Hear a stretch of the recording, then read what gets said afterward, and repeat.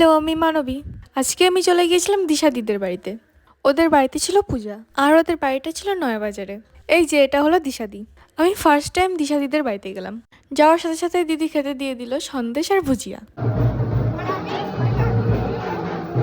আর এই দেখো একটা কিউটি, এটা হলো আন্টি মানে দিশাদির মা। হেই গার্লস, কেমন লাগছে আমাকে? হুম হুম। তারপর ঝটপট করে নিচে চলে গেলাম।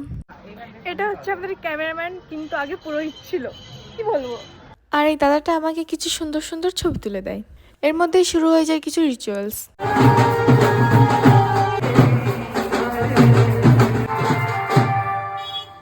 এই দেখো আমি। তারপর আমরা বেরিয়ে পড়লাম শিব ঠাকুরের জন্য হলুদ আনতে।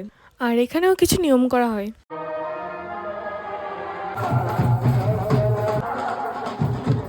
সব নিয়ম শেষ হলে আমরা আবার বাড়ির দিকে ব্যাক করি। আর এই যেটা দেখছো, এটা কিন্তু শিব ঠাকুরের জন্য হলুদ বাটা হচ্ছে। মানা যায় শিবরাত্রির দিন যে শিব আসবে তাকে নাকি এই হলুদ মাখানো হয়, এক কথায় শিব ঠাকুরের গায়ে হলুদ।